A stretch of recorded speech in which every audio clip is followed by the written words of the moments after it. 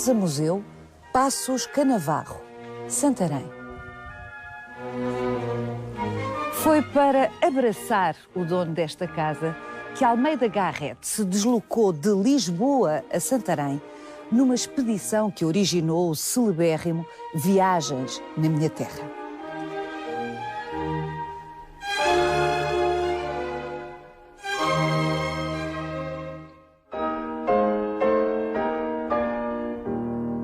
Foi neste lugar que Dom Afonso Henriques assentou depois de conquistar Santarém aos mouros, meses antes de os vencer em Lisboa.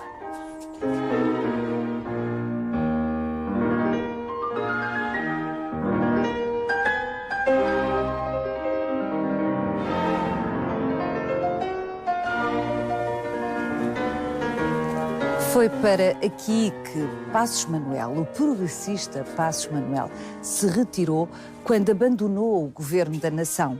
Hoje, o seu trineto, Pedro Canavarro, recebe-nos na Casa-Museu que fundou e dirige. Vai querer saber mais? Venha connosco nesta visita guiada.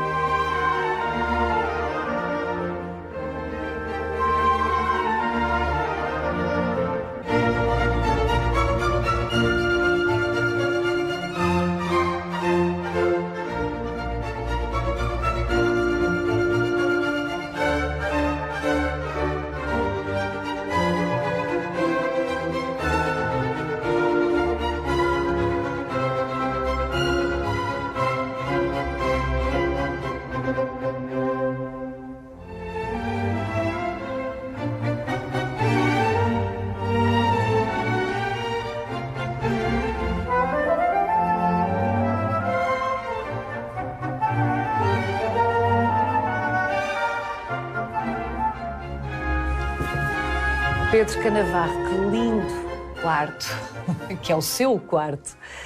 É o fundador desta casa, museu, que herdou, que continua a alimentar com novas coleções, onde continua a habitar, nasceu neste quarto e continua a dormir nele.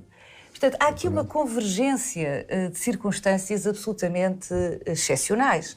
E foi neste quarto, onde o Pedro Canavarro nasceu e onde continua a dormir, que Almeida Garrett pernoitou em julho de 1843. É um contexto muito interessante, naturalmente, o deste quarto, porque aqui, segundo a tradição, pernoitou Almeida Garrett várias noites. Quando vem a Santarém, a convite de Passos Manuel, como seu trisavô, meu trisavô, vem como amigo, naturalmente, e vem também como alguém que já tinha trabalhado no governo de Passos Manuel. Portanto, é preciso compreender toda esta situação que me parece que tem a ver para o enquadramento das próprias viagens e da ansiedade com que ele vai partir de Lisboa para chegar a Santarém, de que ele conheceram-se na Universidade de Coimbra em 1836, logo em setembro. Passos Manuel pede a Almeida Garrett que lhe faça uma proposta para a criação de um teatro e mesmo para a construção daquilo que vem a ser o Teatro Dona Maria II. Portanto, há aqui uma responsabilidade também institucional, digamos assim, entre ambos. Ambos viveram um período muito importante da história de Portugal, que foi curto, porque sabemos que em maio de 1837 deixa de ser ministro do Reino, mas logo a seguir casa, em 1838, compra esta casa em 1º de maio de 1841 e recebe a Almeida Garrett em julho, estamos agora no mês de julho também, de 1843. E eu acho que é muito interessante esta proposta que o Passos Manuel faz a Garrett, convidando, e que ele aceita. De vir cá. De vir cá. E aceita, penso eu, porque Almeida Garrett era um erudito, Almeida Garrett era um diletante também, além de ser político, além naturalmente de ser poeta, além de ser dramaturgo, mas também era uma personagem com um caráter muito especial e queria conhecer o país real.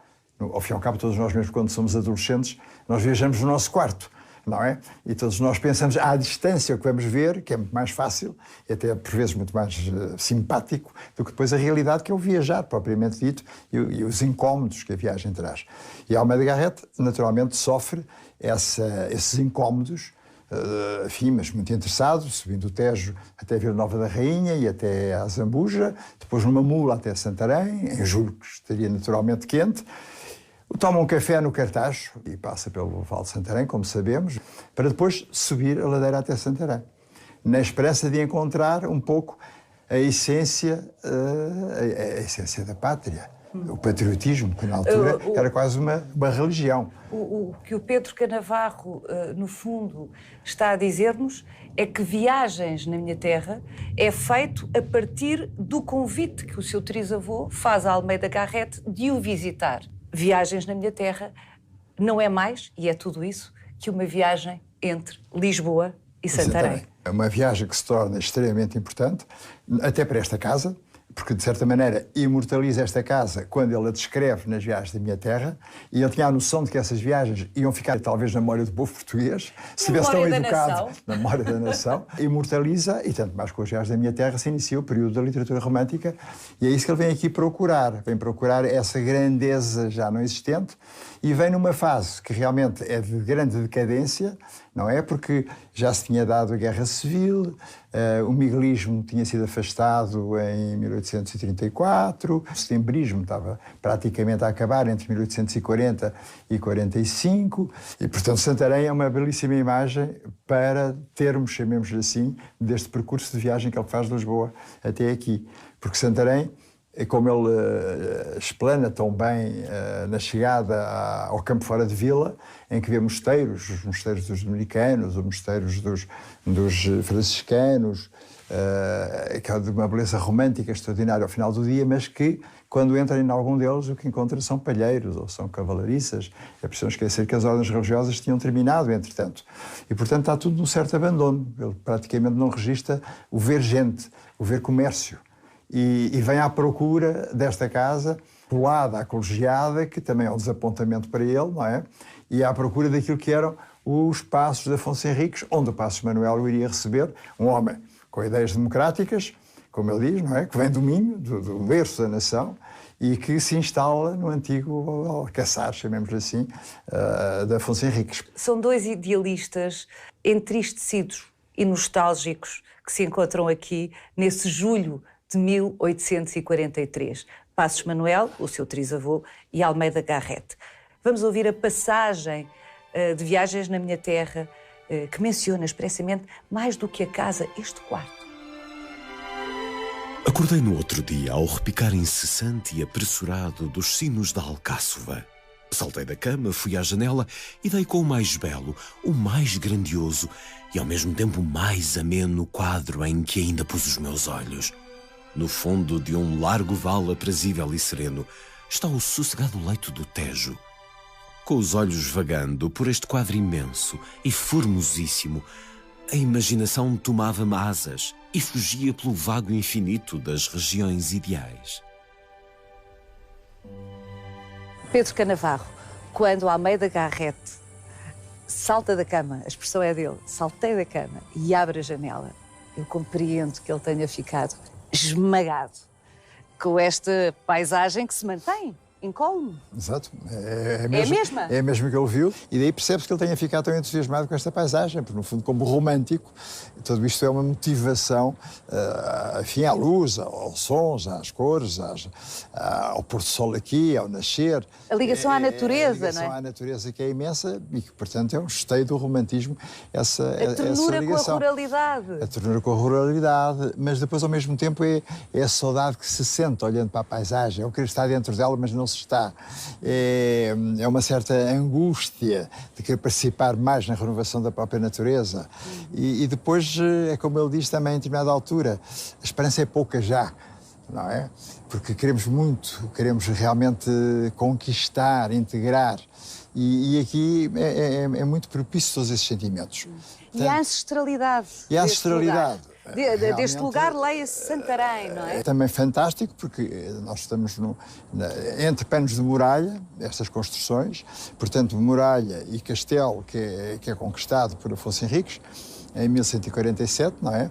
E, portanto, Santarém era a vila, como há bocadinho dizia, a princesa das nossas vilas, como dizia o Almeida Garrett, tinha, em primeiro lugar, assento das cortes e era uma cidade muito rica. Era muito rica não só pela própria agricultura, muito rica na quantidade de feiras que tinha, muito rica, sobretudo, nos monumentos de ordem mendicante, ou seja, das ordens religiosas, que eram variedíssimas, que estavam em Santarém.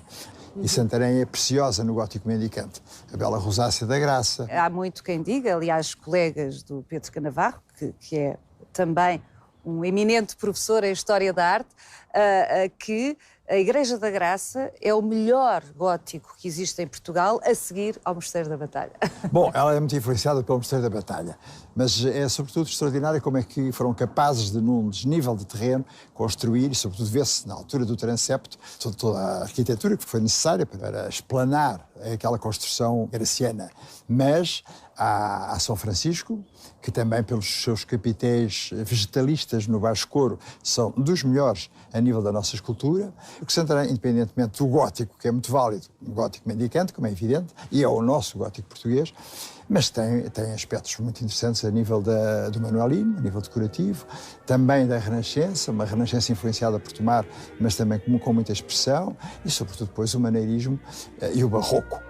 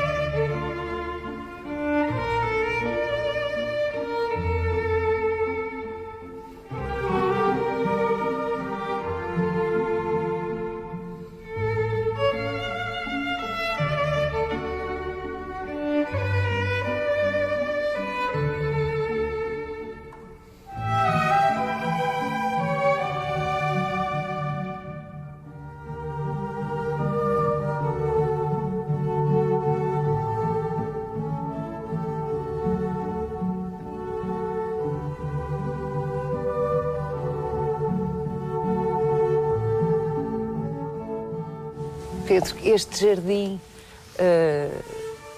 de claustro. Mas para um romântico imagina as arcaturas de que está num claustro. Mas é um espaço muito intimista, é um espaço que está marcado, de resto, por um dos lados deste jardim ser a cabeceira, onde se situa o altar-mor de Santa Maria de Alcáçova. Santa Maria de Alcáçova, fundada por Dom Afonso Henriques, logo após a conquista, de resto entregue à Ordem dos Templários. E Afonso Henriques, segundo a tradição... Estamos em 1147. Há informações na crónica de Dom Afonso Henriques, enfim, em vários livros da história de Portugal do Alexandre Herculano, em que falam realmente de que este espaço teria sido habitação durante curto tempo. Porquê? Porque Afonso Henriques rapidamente percebe que está numa zona, num monte, estamos nós a 107 metros acima do nível do mar, amuralhada, com escarpas a toda a volta, separada da vila, por um isto, de certa maneira. Hoje há uma avenida que liga, mas não existiu só no final do século XIX, e portanto ele imediatamente percebeu que tinha que se construir um castelo do outro lado da vila, que não tinha proteção.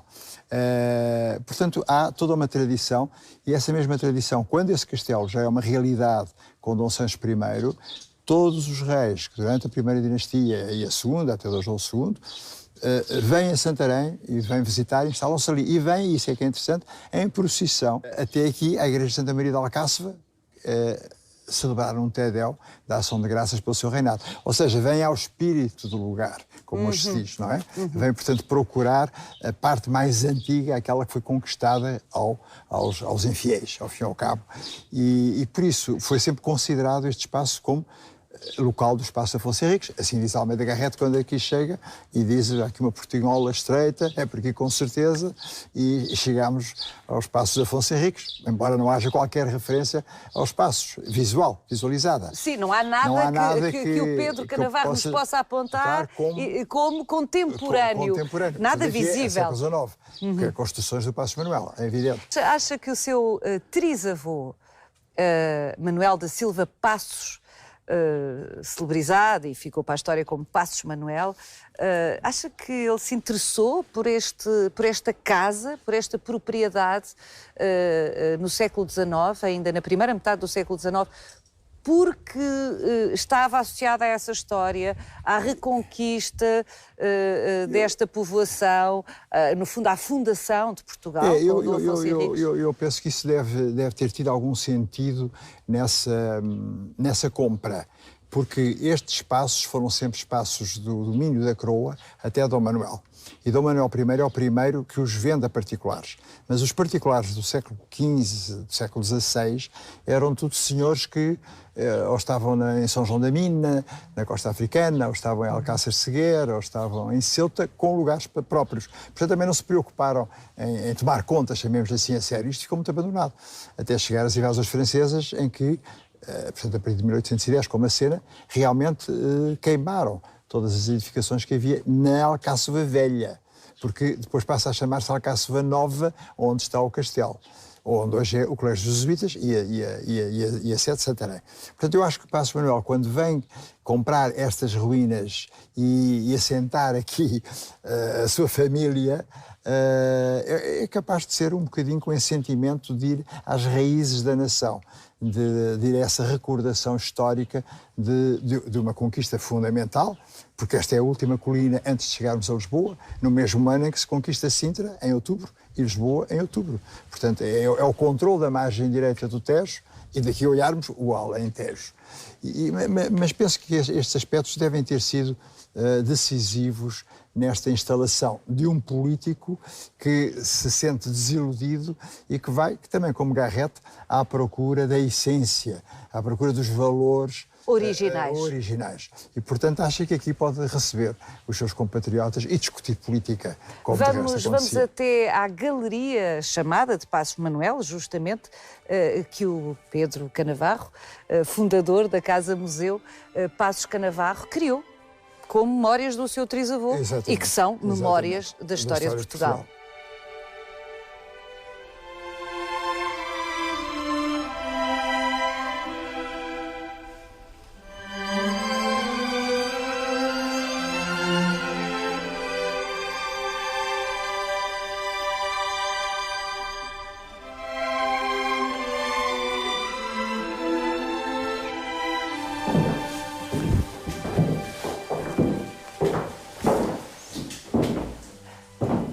Manuel da Silva Passos.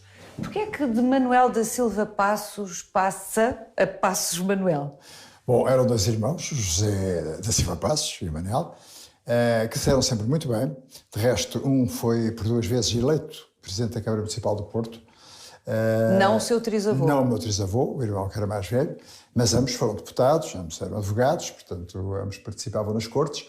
E como o Manuel era um melhor tribuno, no sentido de que era um orador com maior facilidade, falava mais, chamemos em público, nas cortes, do que propriamente o irmão, que era mais de bastidor, que era mais de legislador. Não é? E, de resto, é ele o responsável, em grande parte, pelo Código Administrativo.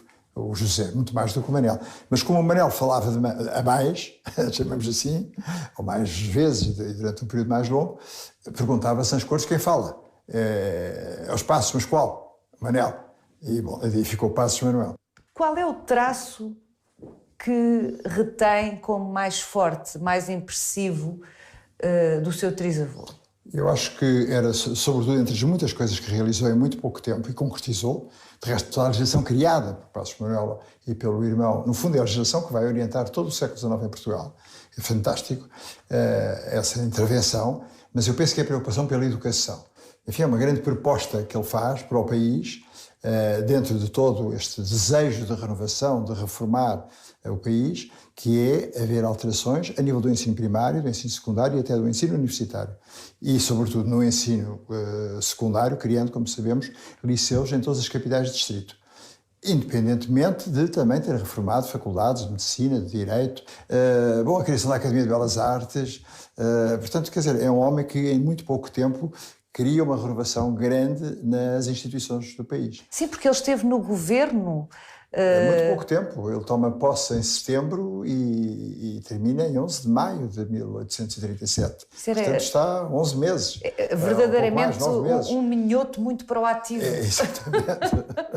Muito proativo e que simplesmente talvez não tivesse percebido, ou melhor, percebeu, mas convenceu-se que podia transformar o país, mas que havia um desfazamento muito grande entre os seus conceitos liberais, entre o mundo rural, entre o conservadorismo, não só da corte, da diplomacia, que tinha que se habituar a novos rumos.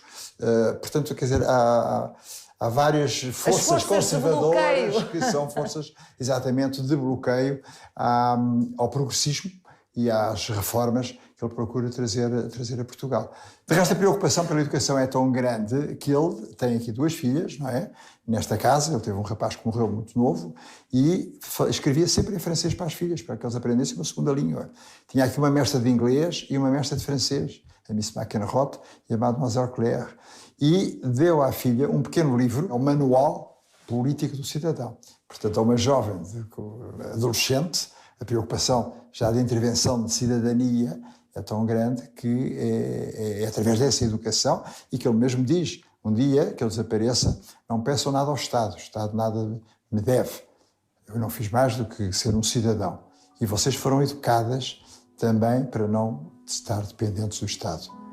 Estão educadas para serem mestras, que é a mais digna profissão para uma mulher. Professoras. Professoras, portanto. E foram? E não chegaram a ser.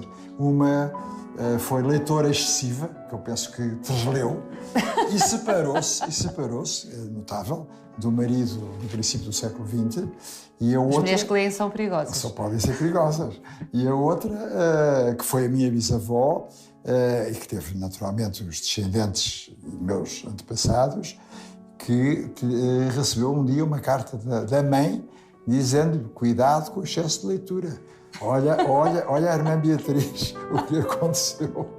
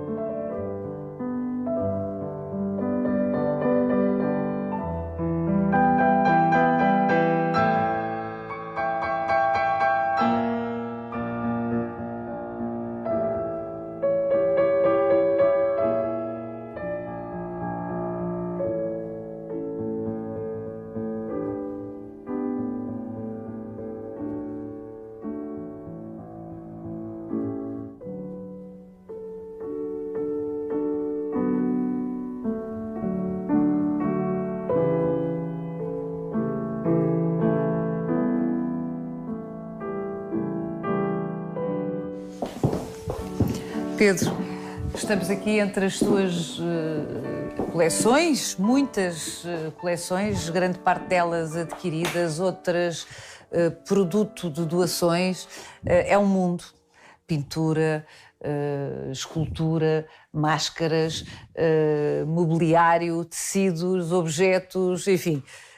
Mas a estas duas pinturas, precisamente, com os respectivos estudos em desenho, eu gostava que me falasse delas.